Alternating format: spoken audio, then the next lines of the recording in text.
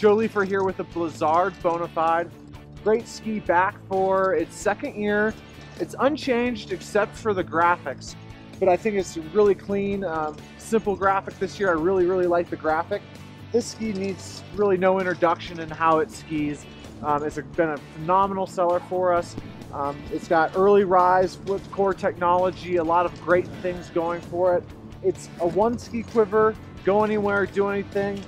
We're here at Loveland, and this ski really can go through anything. It can go through chopped, moguls, or just straight powder fields, and it'll excel at anything you really want it to do. We were expecting it to do very well for us. It's been a strong seller, and it will remain to be a strong seller for us in the future.